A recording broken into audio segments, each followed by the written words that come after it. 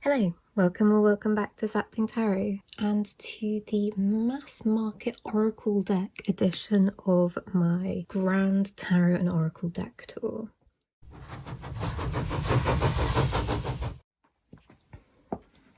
Our first deck is the Amor Psyche Oracle.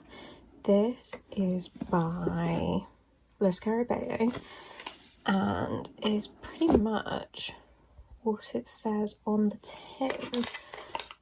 It has these beautiful backs and it is a little love oracle. It is quite a small deck. I don't know actually how many. A 30 card oracle deck with a multilingual guidebook. This is another installment of my quest for the perfect sexy deck. You know, we've got some sort of erotic imagery going on here, but it's all in this really lovely classical sort of Greek Roman style. I like the keywords mostly. Some of them I like. Body positive I think feels a bit random I suppose, but the colours and the art style are what drew me to this, and just generally the vibe. I love a bit of Greek mythology, and so that was the plan with this deck. It hasn't had a ton of play. I haven't quite figured out where it fits in terms of reading. I don't do a load of deck pairings, but I feel like this is probably... I am questioning whether this was okay to show on YouTube, but yeah, I haven't quite figured out what decks it would go with, or if it is just a sort of on its own kind of deck. But I know that it's really beautiful and I got it for a bargain second hand, so what's not to love? And yeah, these backs, just gorgeous. And then yeah, a little, not an incomprehensive guidebook for an oracle, broken down into seeing love, making love, being love, and proclaiming love, which I think is very cute. I like when they give you a kind of affirmation or meditation and stuff. That feels good. So yeah, that's the Amor Psyche Oracle. So this is the Tantric Dakini Oracle. This is really looking like I've got a bit of a theme going on. As you can see, my deck is kind of in a bit of a... is it in a bit of a transition period? I don't know. I quite like having it like this. So I have the mages with the titles and the borders still on them. Oh God, I love this deck. I think it's so gorgeous because I like using them as, I don't know, altar cards to have up on my bookshelf, that then I have trimmed quite roughly, so you can possibly see, to get the minors, I suppose you could call them, borderless. I covered up the keywords and I trimmed it a little bit, and now I've trimmed it a lot, and I really like it like this. I have annotated some of them with the elemental correspondence, but not all of them. I just like working with the imagery, and fortunately I know the deck well enough to know the names of these cards, or at least be able to just about sort of remember enough to keep it, to be able to find it in the guidebook and that kind of stuff. But I just like working with the imagery. I like the style of collage. Yeah, it's very cool. And I found some of the keywords a wee bit objectionable or just a bit distracting. And so yeah, we have this card just follows me around. Yeah, so this is the Tantric Dakini. I have 2 guidebooks for it because when I bought it, I didn't actually know whether or not it was going to come with a guidebook. So I have this kind of big guidebook. It gives you the like explanation of the artwork and sort of it's the cards placed within the system, because it's kind of tarot-y, but not wholly. It has its own thing, and it's not a full tarot deck. It's like 56 cards, I think. I can't remember. But yeah, it very much has its own perspective. It has a lot of other things kind of baked in. Like, I think there's some Kabbalah sort of tree of life stuff. There's definitely some chakra things which aren't really like my culture or my thing particularly, but I really love the artwork and I find it a very impactful oracle deck. I also have this book, which is like, I think the original, maybe. This is a nice. Yeah, this is old. I don't know how old. Can we find 1979? This one's from. So I thought I would get this to see the stuff, but it is very similar. It's just from a different edition. Yeah, there's a couple of things that are a little bit different, but yeah, very cool. And I think that this is a really fun book to just have in my little tarot and oracle stack. I work with this one a lot, like I say, for a lot of different reasons. It also works really beautifully with the Goddess of Love tarot. Like, that as a pairing is probably one of the very few consistent deck pairings that I do. Okay, next one is, I don't know, this was going to be in, so the 5th installment of the series, this series is going to be called Mini and Misc, because I just have some like mini decks and some random decks that don't really fit into mass market or indie tarot or oracle, and this was going to be in that one, but then I caved and thought it's basically an oracle deck. It has my least favourite box in my entire collection because it is a 2-piece box that opens this way, and so whenever I pick it up I throw everything everywhere and I hate it. This is the Cosmic Comfort deck by Yumi Sakigawa, who I have followed on Instagram for so long, and I didn't know that they had come out with this. I didn't know that this came out, and then I saw it secondhand and I was like, oh my gosh, I can have some of Yumi Sakigawa's words just like in my hands when I need them, and that's very exciting. I have organised it by colour. I don't know if the colours really bear any relation to the topics involved. I think, I don't even know if the backs match, but I love these gradients on the cards. I think they are stunning. They make me feel smushy, and yeah, they're just like, what do they call them? They call them tender affirmations and grounding meditations from the universe.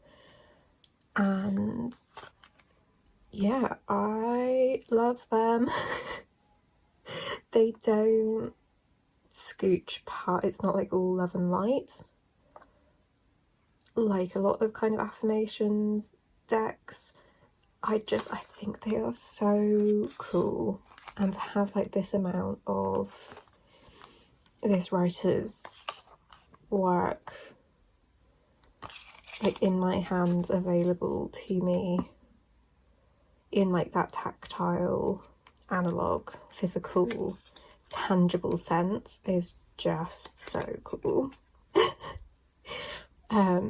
I just really like it, and like I I don't know, Oracle decks are just this like whole other creature out with the tarot system, but still, you know, cartomancy.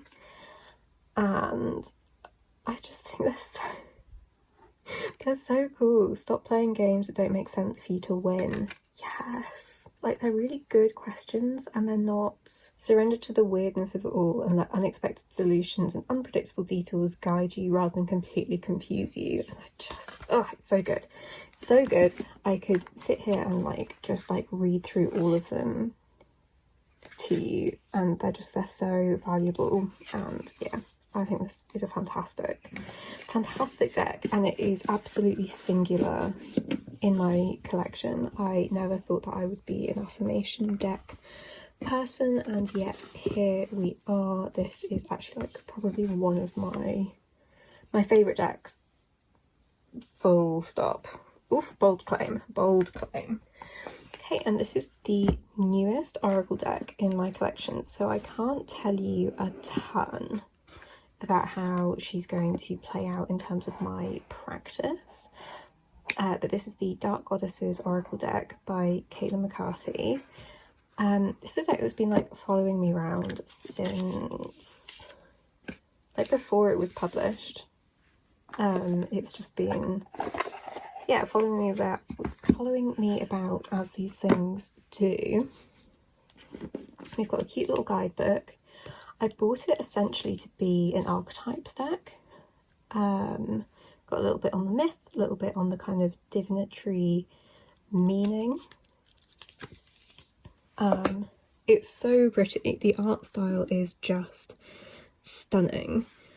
My one tiny wee gripe with it is, and I will be the first to say that I am no portrait artist. I could not draw, how many cards are in this? I couldn't draw this many faces at all. I can't draw one face.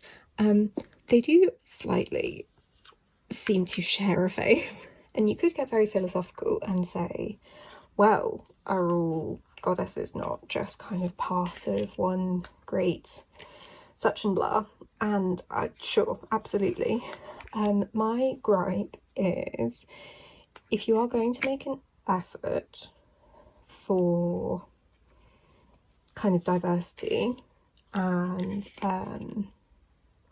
showing, so we've got some age diversity, we've got a little bit in terms of like skin tone diversity, but these are goddesses from all over the world.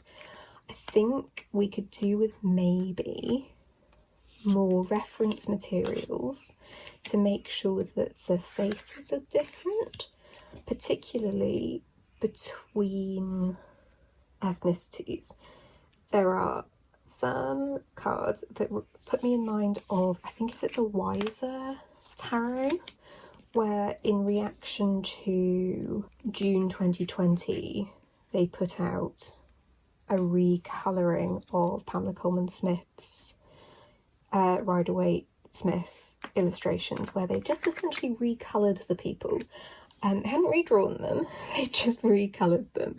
And so that's where you end up with someone with like European features and yellow skin, which is a bit dicey. And so I just feel like if you're going to make an effort to choose goddesses from around the world, as they have in this deck and was part of the draw for me, it would be really good if the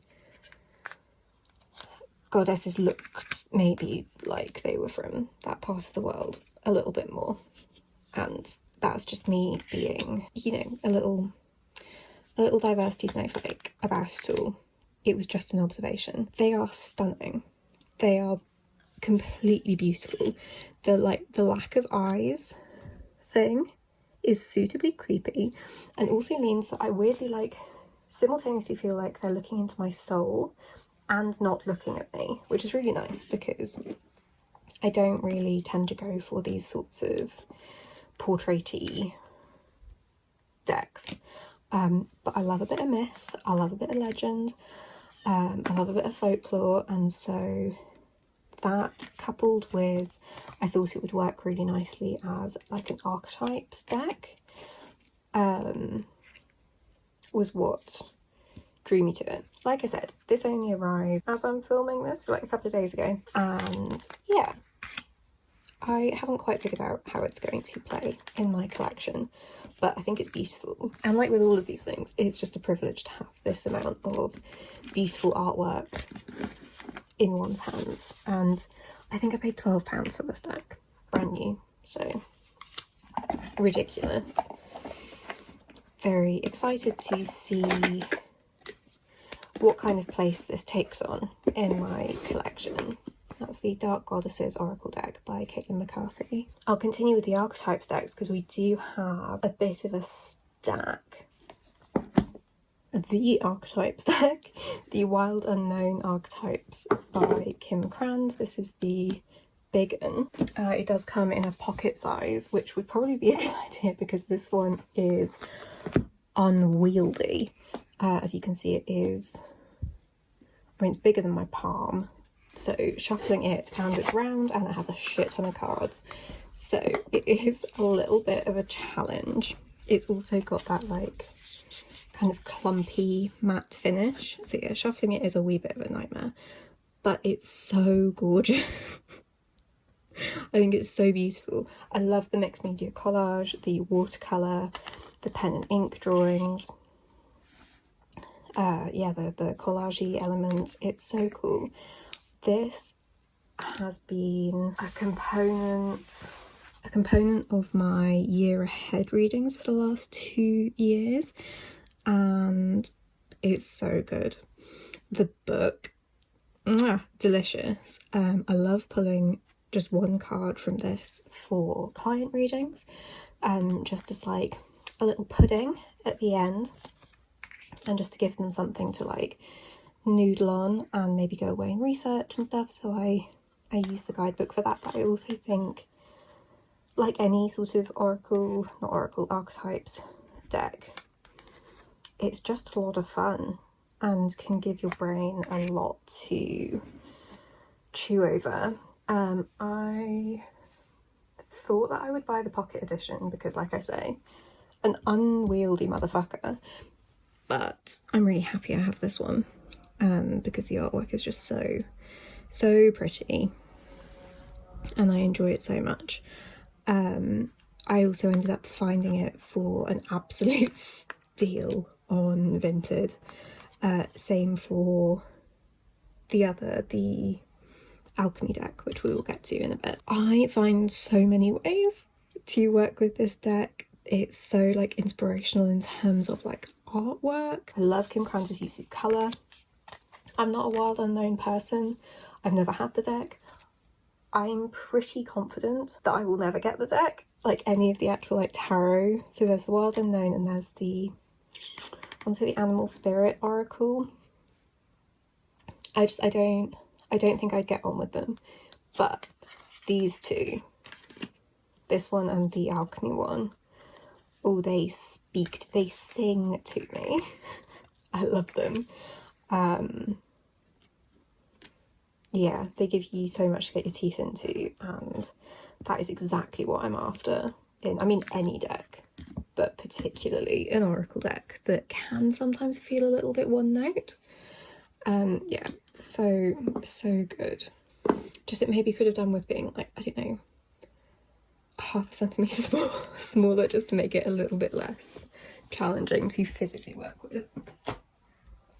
And the guidebook is just smashing. You get a nice bit of information, but then with the layout there's like extra stuff to look into, and yeah, very cool, so well thought through.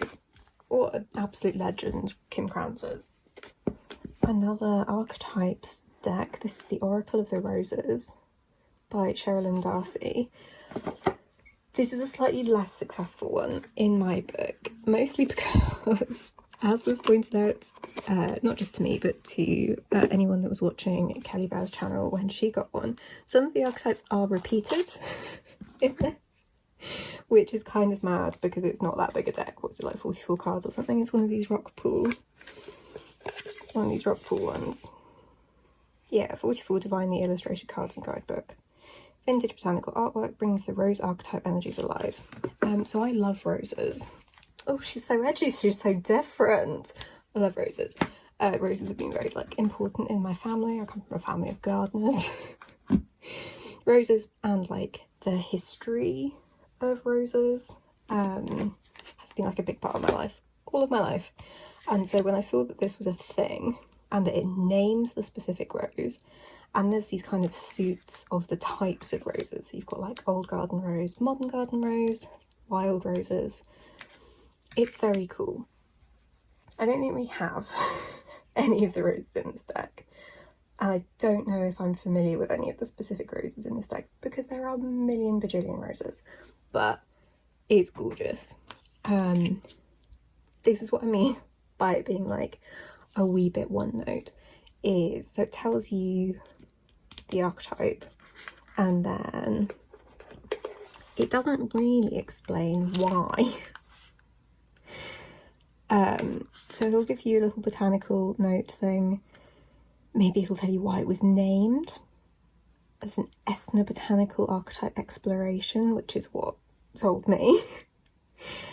But yeah, where and who did I come from and what influences does it have on me today? Good question. Excellent. It doesn't sing for me the same way that other decks of like a similar type work for me. But it's very pretty and it works really well, again, with the Goddess of Love tarot, like the Tantric Dakini Oracle that I already mentioned. And so I do plonk this deck into my love readings because I think an archetypes deck is really interesting in that context. And so this is the one that I call for because visually it's very nice. It's also a bit cumbersome size-wise. Like, I can barely get my hands around it. It has that like sharp gilding. The gilding is like raspberry pink though, so I forgive it because delightful, delicious, wonderful. So it goes so nicely with the sort of minty green box. Fabulous colour combination. So I wouldn't trim it because beautiful, and also I think it would look a bit odd if you trimmed it because then you'd lose the sort of fake distressing on it. Yeah, I don't know. I'm not obsessed with it. I've had it in my collection for, I'd say like 18 months. I also really want to do a video about like archetypes and archetype decks, so I'm sort of hanging on to it for that reason.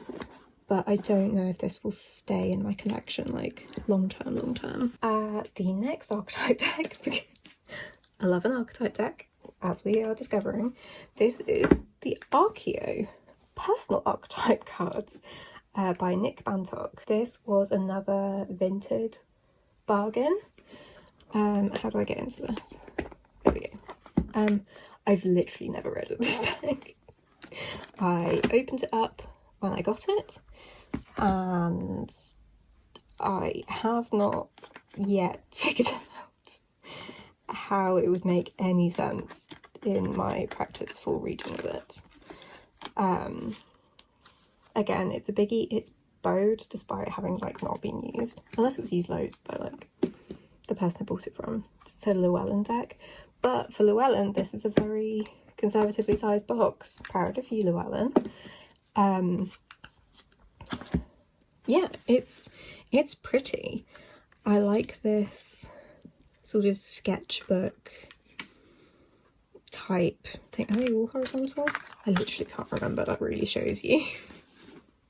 It really shows you how little I've worked with this. So we've got the poet, the inventor, the alchemist, animer and immerse. So we're going very Jungian. The arbiter, the dreamer. So this is like perfect for, I want to talk about Jung and the archetypes and archetype decks and working with archetypes and the evolution of the concept of archetypes and how we don't necessarily need to lionize Jung and all of this kind of stuff. It's really fun. It's quite like nice cardstock. It's a bit shiny, but it's bendy and nice. And yeah, it's cool. Like I say, I haven't figured out how this is going to work for me. I got it because I'm a psychology nerd and a story nerd, and so that really combines in archetypes. I really like the art style, but yeah, I haven't figured out what I'm doing with it. It may well appear in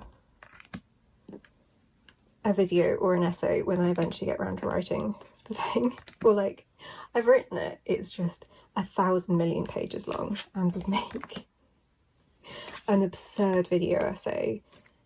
And yeah, I don't know.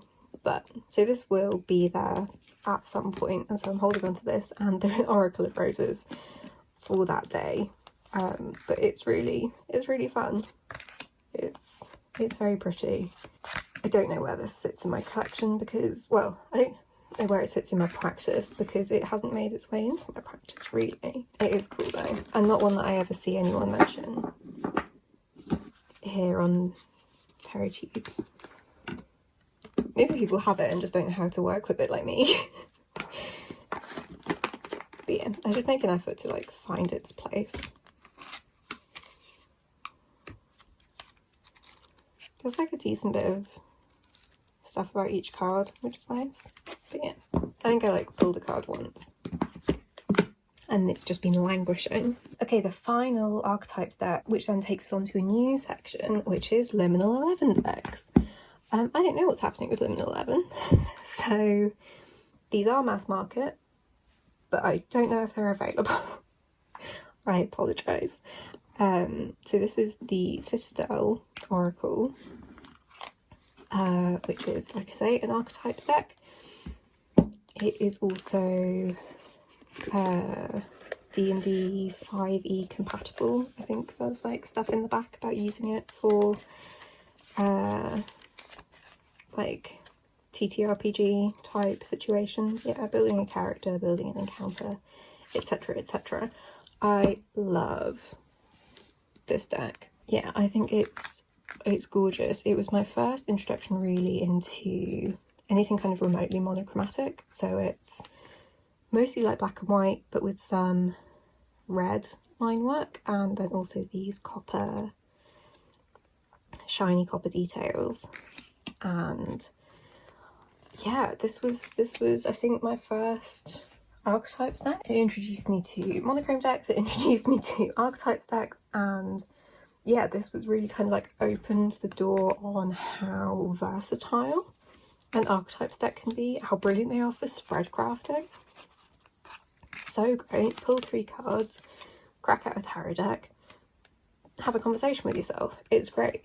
The keywords on this, or the kind of key phrases for each of the archetypes, is really cool. The world building in this like a tiny little book and the explanations is so great. I'm like a huge, well, they go by she goes by Fen Inkwright now, but Fez Inkwright, huge fan. Have both of her botany books and the 2 decks that I'm showing you today. But yeah, I think it's really cool. It's really cool. I also feel like this would be a great like gateway deck for people who like didn't think that they were into this sort of thing. I think that this would be, it would be very cool. Like, it's not super woo, it's not, I don't know, it's not all kind of love and light. It is very much kind of like a, you can imagine using it as like a storytelling tool, like, I don't know, yeah, you're writing a book, you're writing a novel and you need a little bit of inspiration. This would be your pal, and it's very cool. I really, really like this deck. I would be so tempted if the collector's edition of the Seed and Sickle deck, which I will get to in a second, came out, or if I saw the start that sentence again. The next deck I'm going to show you, when it came out with Liminal 11, they did their like limited edition special box thing, and it had the sort of precursor version of the Citadel, which has red edges, I think, and is like completely hexagonal. Liminal 11 packaging now. I'd be so tempted to like try and snag that because I really like the idea of having the cards be hexagonal, and like how that would translate into sort of spread crafting and all of that kind of stuff. That would be fab. Because I've already mentioned the Seed and Sickle Oracle, I will go on to that one. This is the Seed and Sickle Oracle.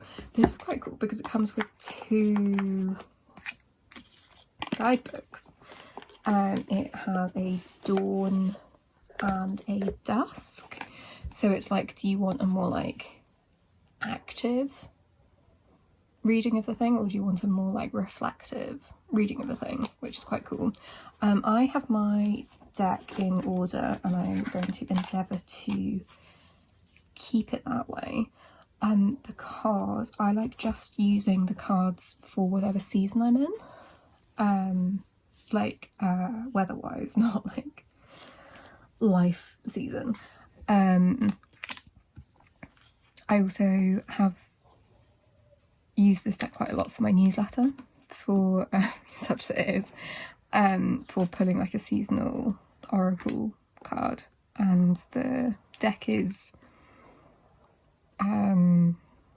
organised so that it goes through like spring, summer, autumn, winter. And yeah, I haven't worked with this deck in ages, probably because I haven't written my goddamn newsletter for ages. I'm a terrible small business person, but it's so great. This wasn't my first oracle deck, but it might have been my second. I should figure that out. I'm still looking for my like perfect herbal deck. These are my 2 unicorn, these are my 2 like deck quests. My perfect herbal deck and my perfect sexy deck. These are my, I'm a very multifaceted human being, but also it's about like, so I want the herbal deck because I want something that speaks to the land I'm on and the native, or at least the plants that grow here, plants and animals that are native or at least comfortable and present in the landscape that I share with them. And then the sexy deck is because as a professional tarot reader, people come to you about relationships, like a lot. And it's such an honour, and I want to like make a whole video / like write a whole essay about why you need to like stop being embarrassed when you go to a tarot reader about relationships and love and stuff, because what else is there, you know? What is more important to us than love? And so I would quite like to have some more decks that really like focus on that, particularly through an inclusive and queer lens. But yeah, so those are my 2 current kind of deck quests, but I always have to be careful with the old deck quests because otherwise I can get very collector goblin-y, and that is less helpful. But yeah, this is the Seed and Sickle Oracle deck. I need to crack this out more often because it's really lovely. It's really lovely. The guidebook is really good, even though it's very like minimal. So you just get like a little paragraph, but you get 2 paragraphs because you get 1 in each book. Yeah, very, very cute. Okay, so speaking of the weird thing that Liminal 11 does with limited edition releases, the next 2 are from those. Not because I spent like £90 on some limited edition tin thing, but because people end up selling them on. So I have 2 limited edition oracle decks that are companions to mass market tarot decks that you will have seen if you watched my previous video. So this one is by Alba BG, and I have no idea what this is called or if it has a name. It is this dinky little guy, and does it have a name? It's something about astrology. No, I don't know what this is called. Mine smells so strongly of whatever its previous owner uses as like incense or fabric softener or something. It's the one peril of secondhand decks. Also the kind of the gilding on the backs is a little bit worse for wear, but this is not an archaeology deck. How cool would that be? This is an astrology deck, but astrology in the, well, no, is it an astrology deck? It's not an astrology deck, it's an astronomy deck. It's about constellations, and I really like them. Good words, Imogen, good words. I like the sky because, again, I'm so unusual, I'm so edgy. But yeah, these are just really beautiful illustrations of the stories that accompany different constellations, and I think it's really cool. I really love Alba Beege's artwork. It's really nice to have another one of her decks. Yeah, I don't really know what else there is to say. I don't think I've read with this. I think this was just me being a goblin. And I saw the limited edition. I think I got the whole thing like in a tin and a spread cloth and all of this stuff, and I think I got it for like 15 quid or something. So that is why I have this. I don't think I've read with it. I don't know how I would really go about reading it, or like what would be the point. That's good. So there's like a tiny bit of stuff. So okay, so for one of them we've got a strong presence holds in her chest the sacred triangle, a conduit of knowledge from the myriad constellations above. Design, inspiration and keen intuition are in your grasp. However, take care to use your power wisely and not be overwhelmed. Cool.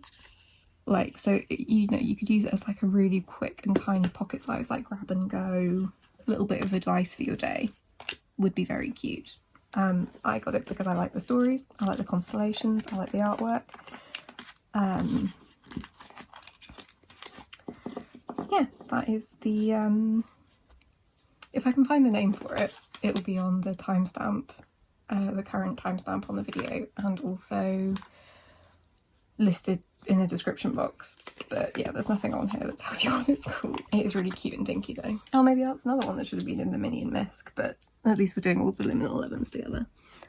And then the other one is another new one that I found, but this has been on my wishlist for ages. This is the This Might Help Oracle deck, a companion to the This Might Hurt Tarot deck, which I don't own, but I know is much loved in the community. I think this is so cool though. And I so nearly, I've seen the, before whatever's going on with Liminal 11's going on, I saw the This Might Hurt limited edition box set thing go on sale, and I very nearly spent like a silly amount of money on that just to get this goddamn deck, because this picks out motifs from the Smith-Waite deck. I mean, technically it picks out motifs from the This Might Hurt deck, but that is essentially like a modern redrawing of the Smith-Waite deck. And so yeah, so you've got like, got all of these little things. So you've got the Magician's Wand, you've got the dog from the Fool, you've got the veil that sits behind the High Priestess, the Empress's crown, the ram from the Emperor, all of this stuff, and it's like pointing out details. And so I think that that is really fun, even though I don't have the deck technically that on which it's based. You know, I know the tarot well enough to know what it's talking about. So I think that's really fun. And I think anything that like does that like magnifying glass to the tarot is very cool. Yeah, and then it gives you a little bit of a sort of a meaning behind it, but I think it's sort of more fun to make your own meaning, and I think it would be cool to work with this alongside a Smith-Waite or a Smith-Waite clone, as long as it's like a pretty dedicated clone that has the symbols in it, and then to like pick stuff out and make your own meanings from that and think about how they interact with each other. Cool, that is all the Liminal 11 decks. The Wild Unknown Alchemy deck, one of my favourite decks.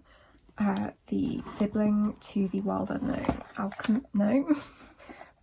the sibling to the Wild Unknown Archetypes deck in my view, because a lot of these are verbs, and so you can, or verbs or processes, so you can choose an archetype and then a card from this deck, and then you can make a little story. And you know me, I love a story, I love a narrative.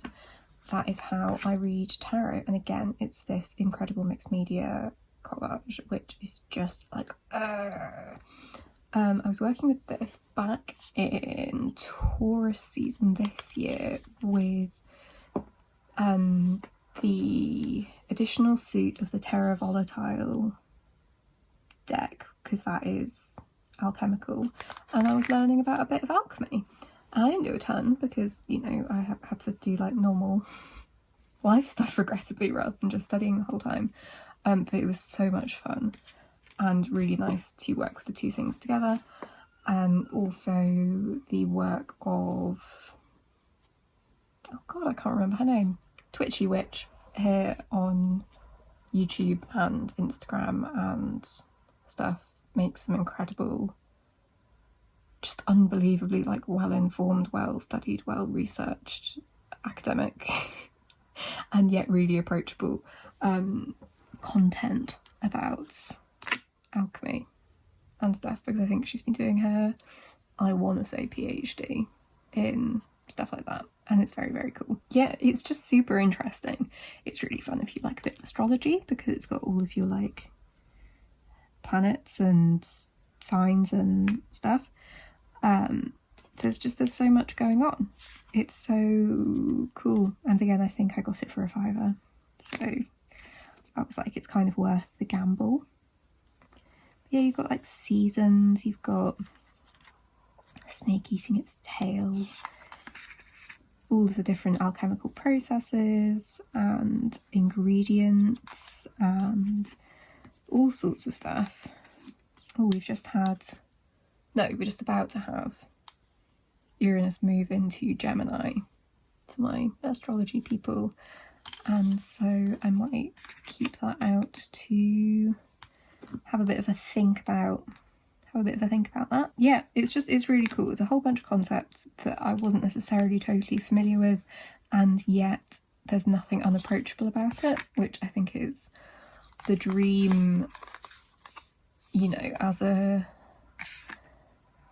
you know, I can barely call myself an artist, but like as an artist, as a communicator, as these sorts of things, this is kind of the level that I would be liking to aspire towards in terms of being able to communicate unfamiliar / potentially quite complex topics in a way that is sort of fun and beautiful and approachable. Yeah, again, this is one that I use for my year ahead readings. They're not really readings in like, I'm not divining what the year is going to hold for me. I don't really have any interest in that, but I like picking one per calendar month to think about and to just like have in my planner as something to inspire me and things. And having this and an archetype and one of the cards from Anna Astral Lady Tarot's magical guidance cards creates a really fun little triptych of inspiration.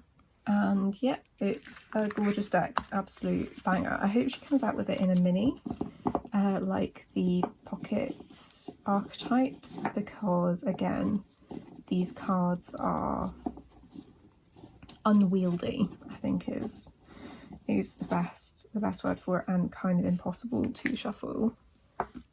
I can barely hold them all in one hand, and they do that clumpy thing that I mentioned with the Archetypes deck. I do really like the hexagonal shape though, which what I was saying about the Citadel Oracle, I would love the smaller hexagonal one to become available. Next we have Woodland Wardens. This was a present a few years ago. This is another one that I have worked with for my newsletter.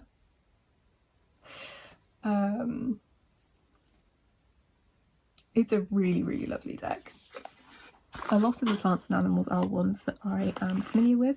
Oh, is this my first animal deck?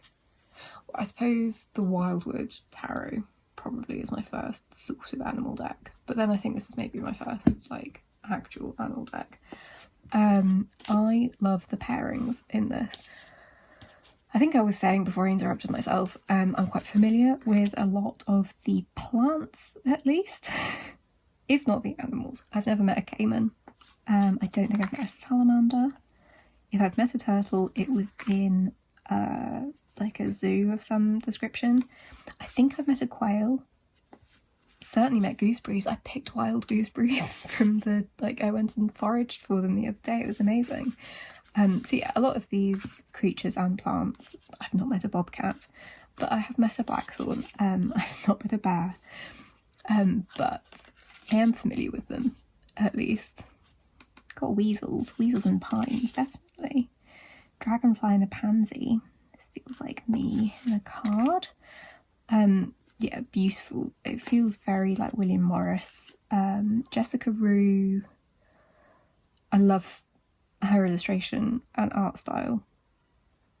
I think the Woodland Wardens Tarot is coming out this year, maybe this autumn. I hope I'm not incorrect in saying that.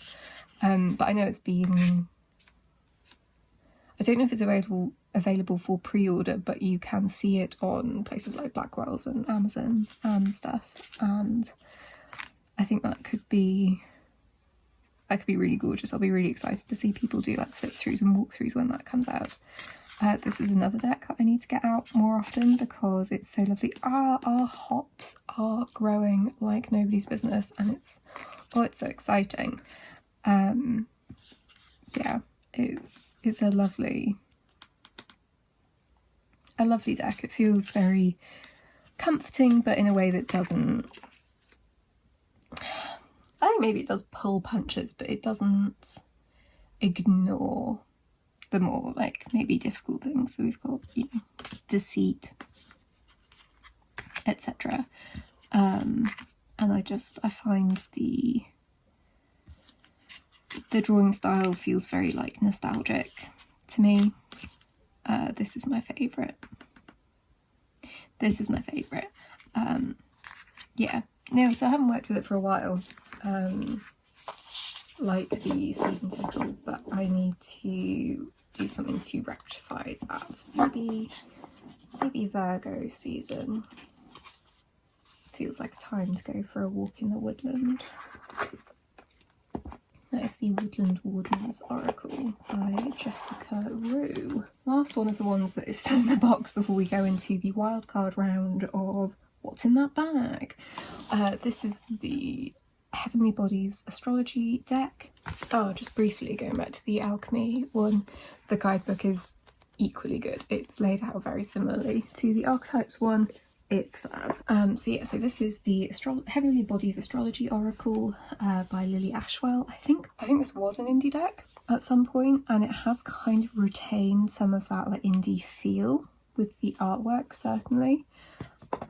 This is a really fun and useful deck. This is where we're sort of in that Oracle deck as study tool category. So we've got like the astrological houses with some keywords. We've then got the signs with some keywords, and then we've got like the planets, and then you get into some other like astrological bodies, got like Chiron, and then you've got some aspects, so things like conjunction and square, and then you've got some the elements, you've got the modalities, and then you've got, I think there's like yin and yang randomly, like active, passive, as well. And I can't remember if this is on Sylvie's channel or on Sylvie's Patreon, but she's definitely used this for kind of spread crafting about astrological transits, and I think that's very cool. I think it's really pretty as well, which helps. I really like this. Again, we're sort of in this like mixed media, almost a bit collage-y territory. It's really useful deck.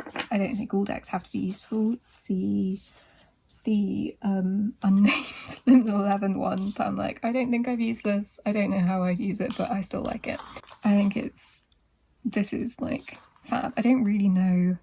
It reminds me a little bit of the Yasmin Boland's Moonology Oracle now, where it feels a little bit weird as a like deck to shuffle and pull from, because I can imagine pulling, so to use that example, like full moon in Cancer, but then you're in, I don't know, Taurus season, and you're like, okay, so astrologically that's not relevant, but the message is. And so, you know, if you pulled a card and it was just like house 10, I don't really know what you do. I suppose you just look at the keywords, wouldn't you? Friends, like-minded groups, humanitarian benefits, that kind of thing. So I don't really know how you'd use it in a kind of cartomantic way, but like I say, really useful learning tool, and prettier to my mind than some of the alternatives. Like there's the Star Codes Oracle, and visually I find that very chaotic, and not something that I would necessarily like want to work with. And then the guidebook is really cute. It's got, so yeah, it gives you a kind of a cartomantic explanation, but I think it's probably better used as like journaling prompts or something around whatever you're working on. Okay, final stack. We have the Oracle of the Radiant Sun, which was one that just followed me around the internet for so long, and I found it as part of a job lot secondhand. I really enjoy the packs. I think it's really fun. The colour scheme is really nice, the art style is really cool. It reminds me of like old style cartomancy decks. It feels a little bit like my Atella, if you saw that in the mass market tarot video. Yeah, it's a weird it's a weird deck. This has some like astrological stuff going on. I haven't really dug into this. I was so excited to get it and then haven't really touched it. So I don't really know where its place is in my collection or how I would go about working with it particularly. But it's a beast of a deck. It's like, there's a good number of cards, and the guidebook is like much less beaten up than the deck. It's yeah, so for instance, we've got achievement, Sun in Capricorn, and then it gives you, oh, so yeah, this is probably another one of these kind of like learning tools. So a Sun Capricorn combination is a strong indication of someone who is a conscientious and ambitious organiser. And then it gives you a little sort of divinatory commitment to a project, great responsibility, recommendation or distinction in some activity, help of influential or famous people, which is like less my style of reading. But I feel like this would look really nice with a lot of Lenormand decks. Basically, I just need to get it out and have a play with it, rather than, yeah, just letting it languish. I don't work with Oracle decks a ton, apart from that like handful of Archetypes decks and the Tantric Dakini. It is my slightly questionable part of my collection, because in order to, like, I work with a lot of my tarot decks. I don't have many that just sort of sit there. Oracle decks is a little bit different, but I don't know. I like them. They're not taking up that much space. They certainly weren't expensive, so it's fine, I think. This one does have like a really obnoxiously large box though, so that is why we are back on the tied together with string situation. I need to get more bags. This is my first ever Oracle deck. I saw this when I was in Glastonbury, hippie capital of the UK, and it is the, tell them what it is, Imogen. This is the Hedgewitch Botanical Oracle by Ciolo Thompson. This is the guidebook. The guidebook is pretty comprehensive, like a couple of pages for each one. It's very cool. I like Ciolo Thompson's art style, but I'm not like a super fan of her tarot decks, so it's like the Line Strider and stuff. They didn't really grab me, but yeah, I like this one. This is another Llewellyn one that comes in like a box that is just kind of too big to be able to deal with. It's very simple. It gives you a keyword, it gives you the name of the plant in English and in Latin, but it's quite impactful. It's helped me learn a surprising amount of herbalism. Again, we're back in this territory of Oracle as a learning tool. And there's a lot of plants that I'm familiar with, despite it being an American deck. And my wormwood is growing really, really well. I need to stop showing you the herbal decks because I just started talking about my garden, but yeah, I've also lost my train of thought. We're getting towards the end. I've been talking for fucking ages. But yeah, I think this is a really beautiful deck. It's been really good for like pull a card and keep it up for ages, somewhere you can see it to kind of come back to. I used it for my Kelly Bear's Big Fat Solar Return spread last year and got Nettle as my like oracle for encouragement, and that really tickled me. But yeah, this card in particular, I think I just happened to have it up on my bookcase at like a bad time, and so then it just stayed there. Just kept looking at it and being like, thank you, that's helpful. Yeah, it's really pretty. It's very simple, it's very minimal. The guidebook is good. I found it on a trip to Glastonbury quite some time ago. Like, we're going back, I don't know how many years, probably like nearly 10 years ago. But yeah, it's fab. Really enjoy it. Oh yeah, there we go, Nettle Tribulation. I wonder if I've like not pulled it out since then, and that's why it's on the back, on the bottom. But yeah, that was my this was my card of encouragement, and it was Nettle and the word tribulation, and I was like, cheers, Oracle. Thanks. What did I get this year? This year I used the When Olga Speaks Oracle by Sasha Lopez, and I think I got Regret, and I was like, good, thank you, appreciate it. We have another loose deck, but this time it is round, so it can't be tied up and it can't be put in a bag, so it is just loose. This is the Cantigee Oracle, and this is a fantastic deck that I never really see anyone talk about until I get someone in my comments being like, oh my god, is that the Cantigee Oracle? That's the best. And yeah, so more people need to know about this deck. I think I would have like £11 or something. So it's an ecological, spiritual guide and creative prompts deck. It walks you through the year from winter solstice all the way back around to the winter solstice again. And so you can like lay it all out, and it essentially makes you a calendar. I think it's 52 cards. So it'll give you one for like every week of the year. It's so cool. The artwork is so weird. I love this so much. This was the card that made me buy the deck. Some of them are just really funny. Some of them, it's very like dreamy. The watercolour is really cool and slightly sinister. Yeah, it's like weirdly fantastic. However, the big selling point for me is the guidebook, which is an absolute monster. It gives you so much to dig your teeth into. So where was I last time? What is this bookmark on? Your delight charms the world. We have a bit of a story. We have keynotes, we have the symbology, we have some guidance.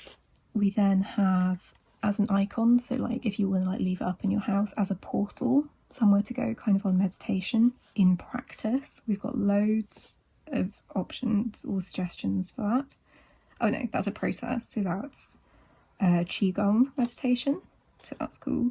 And then there's a whole bunch of like creative prompts, and you get, oh, and then we've got the ecological connection. So you've got all of that for every card.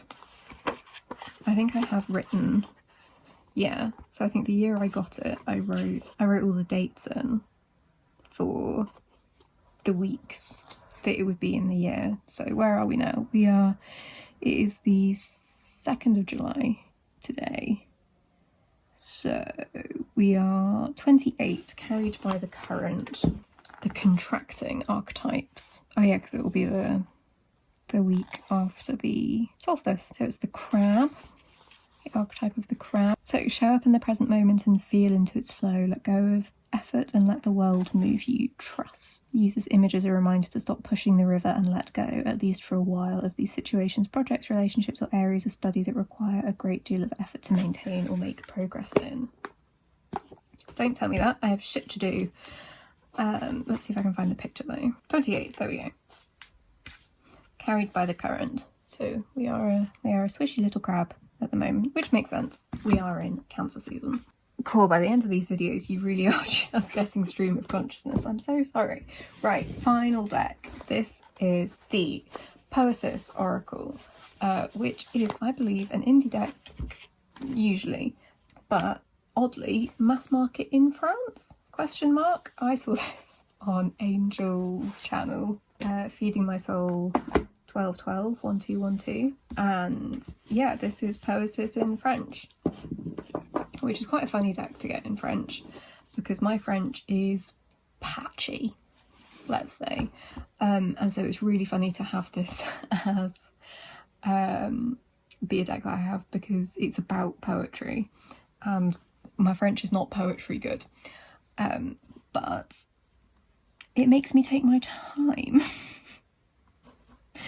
And that is always useful. The book